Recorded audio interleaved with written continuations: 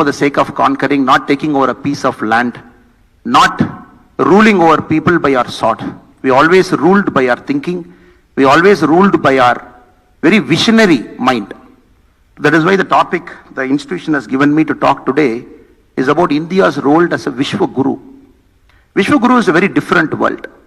It's a different word. Nobody can just use it lightly.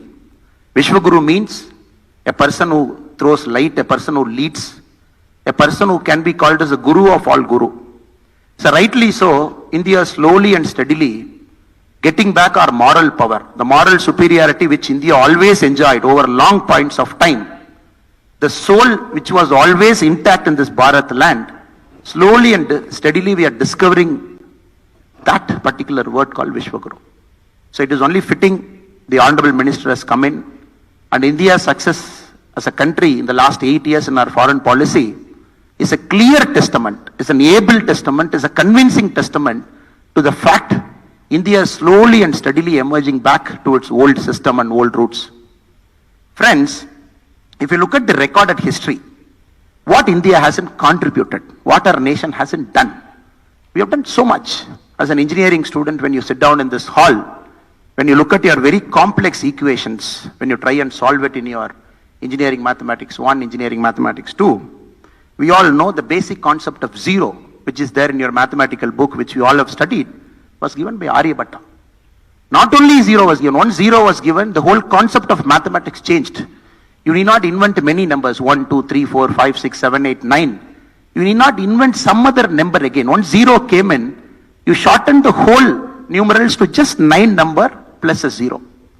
This was an outstanding invention which changed the whole concept of trading, counting, the whole concept of mathematics, which was given by Aryabhatta. The Arabs who came here as horse traders to buy horses, when they went back to their original countries, especially the Middle East countries from which they came, they took back our numbers. The concept of 1, the concept of 2, the concept of 3, all those numbers were created by us. When they took back the numbers to Arab land, they called the numbers as Hindu numbers, because at that point of time India, after the Indus River, whichever part is after Indus River was called as Hind, which was later called as Hind. So they started calling that as Hind numbers. When that numbers from Arab world started going to Europe and America later, then the same number was called as Arabic numerals, which you call 1, 2, 3, 4, 5, 6, 7, 8, 9 as Arabic numerals, also went from India. The very, very complex equations that you try and solve now, especially the indeterminate equations, the Chakravala method, which is a cyclic algorithm. Once the Chakravala method, the Vedic mathematicians of India invented, you are able to solve the complex mathematical problems. Once you are able to solve complex mathematical problem, you are able to measure a distance from point A to point B, measure the distance between sun to moon, here to there, and especially in a globe, you are able to measure a distance between 2 different points. That changed the concept of astronomy, that changed the concept of navigation, that changed the concept of ship sailing. Again, that came from this land, the Vedic mathematics. If you go one step further and see what our country has contributed many, many years back, when John Dalton proposed the concept of atom, which we all have studied in physics, proton, neutron, electron, when John Dalton proposed, a century before, the great Saint Kannad developed the concept of Anu, developed the concept of atom, developed the concept of motion in a deepest particle. That is a century before John Dalton. We have given that. That was also given by this great soul called the spiritual soul in this great Bharat land. When the whole world was thinking Earth is stationary and all the planets were moving around Earth, and based on it millions of inventions happened, millions of great things have happened. Then a great man again from India called Aryabhatta, he proposed the first heliocentric theory. He said, look, the sun is stationary and everything is moving around the sun. Once the theory was proposed, validated and accepted, what the world was thinking for about 2000 odd years, it has to change its mind. Because till then all calculations were with the basic assumption, the earth is stationary and everything is moving around. That was also given by India. Again, if you get into the medicine field, the Susruta, the concept of medicine, the concept of plastic surgery, the first cataract surgery happened here. Again, the concept of Ayurveda, the concept of open surgery, whichever field you look at it, we had a very distinct stamp there. But unfortunately, what has happened? 600 years we were not controlling the narrative during the Mughals period. Then 350 odd years in the East India Company period, we were not controlling the narrative. So 700, 800 odd years, when textbooks were written, you were not part of it. When the Gutenberg printing press came in Europe, first time they started printing books.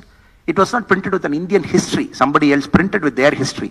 The Hindu numerals were called as Arabic numerals in the printing press that was printed in Europe. So we have lost that kind of a small power and large kind of vacuum we have done it. Now post-independence from 1947, all of you are seeing, including me, India's foreign policy, how the world countries are treating India. We were living at a time after 1947, we were so confused which economic model to follow.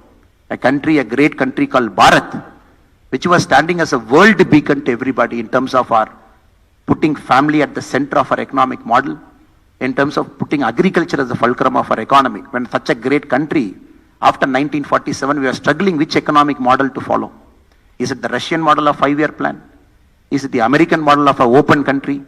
When we are struggling for 40, 50, 60 odd years, 1991, we were forced to open up our country and post that liberalization, globalization. I remember when I studied engineering in Coimbatore from 2002 to 2007, out of 60 of my batchmates, 49 are not in India now. They are in US, they are in Europe, they are in some part of the world. Because it was very fascinating at that point of time, because India never had an opportunity. And everybody were looking at a MS in US, they were looking at a MTech there, or probably an MBA in an European country. And nothing wrong in it, because they felt it is good for their career, they all settled.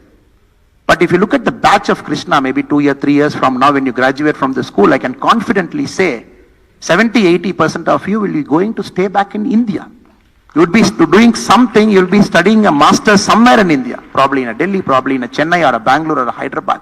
Because the world is changing, the fulcrum is shifting towards India. Some of the best, the finest universities, the reverse brain drain. People who are sitting in the Silicon Valley, they're coming back. India has just achieved its 100th unicorn. Unicorn is a very important barometer now for a youngster. When you look at a country, when you look at business as an opportunity, entrepreneurship as a goal, India has just hit its 100th unicorn. 100 companies, they have got a valuation of 1 billion or more, which is amazing. The last 1 year alone, 41 companies have entered into the unicorn territory, which is exactly amazing. If you look at the combined valuation of the 100 unicorns, it is $333 billion. $333 billion, 100 private companies, that is their valuation in India. Only other country which can compete with India in terms of unicorn is probably US now. No other country can compete. So unicorn is a metric because 10 years from now, many of these unicorns are going to be global conglomerates, having 10,000 people or more, or 50,000 people or more, or even 1 lakh people or more. That is the kind of India in which you are entering. India is getting back its moral supremacy, probably the last world power. Very, very importantly, we are doing it the Indian way. That is more important. We can do it in any other way, but we are getting back to our roots. We are doing it our Indian way. Especially when the minister is there, the honorable minister is going to expound many, many great things, what we have done in the last 8 years. But still, as a citizen of this country, what we felt very, very proud is for the first time, the citizens of India, we feel safe. Previously, we never know when the next bomb blast will happen. Is it going to be Mumbai? Is it going to be Hyderabad? Is it going to be an external element who will infiltrate and put a bomb? When I was a police officer for 9 years, that was the biggest worry for us. Will it be in Bangalore or will it be in some other major city? Now, because of our way of having a very matured and very aggressive foreign policy sometimes also, you are not seeing any bomb blast happening anywhere. No external element, be it China or be it Pakistan or be it anybody else. Probably this is the safest point in India's history you are living.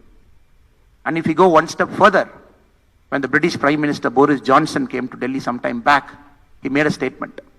I am alive because of 2 things. One, the nurses from Kerala were there in the ICU in England where I was admitted for COVID.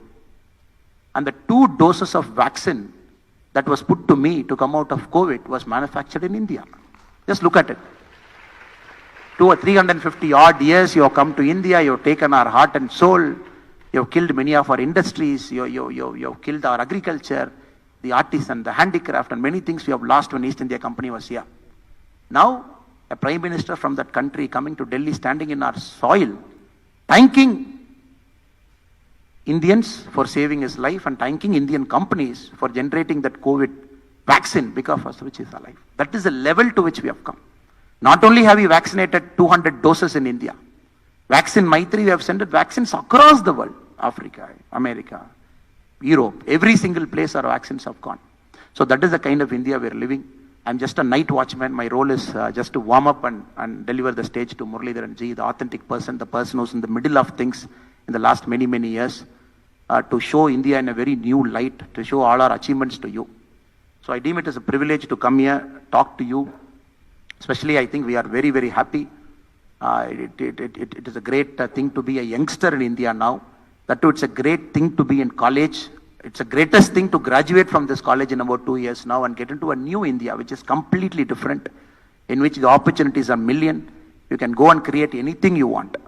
The people who are living, who are inside this hall now, I think each of you might have a dream. Somebody wants to be an actor, somebody wants to be a music person, somebody wants to be an entrepreneur, somebody wants to be a career technocrat. So this is an India where anything is possible. You can invent, you can devise a role, a career for you, and the country is absolutely ready to make sure that all your dreams get fructified. So I take the opportunity to again thank Madam Malarvili and Sri Aditya Ji and all the teachers and professors here. It's a great country. It's a great time to be an Indian citizen. It is going to be an amazing time for you all in the next 20, 30, 40 years. It will be a privilege for you to be a part of this great country, to shape up this country, to build this country, to take it country to the next thing. So I am sure with you all, India will definitely be rightly called the world's Vishwaguru. Not only yoga, not only Ayurveda, be it the soft power, be it the millions of employment we are going to generate, so in which you will be playing a massive, massive role. With this, I thank Krishna College of Engineering and Technology for giving me an opportunity to come and thank you. I wish you all success. உங்க அனைவருக்கும் நல்ல ஒரு வாழ்க்கை, அற்புதமான வாழ்க்கை, நிறைவான ஒரு வாழ்க்கை, சந்தோஷமான ஒரு வாழ்க்கை. நீங்கள் என்ன செய்ய வேண்டுமோ அதை செய்வதற்கு ஆண்டவன் உங்களுக்கு அனைத்து விதமான வாய்ப்புகளையும் உருவாக்கி கொடுக்க வேண்டும் என்று எல்லாம் வல்ல இறைவனுடன் பிரார்த்தனை செய்து கொள்கின்றேன். நன்றி, வணக்கம். பாரத் மாதா கி Jai. Thank you, sir, for those words of insight.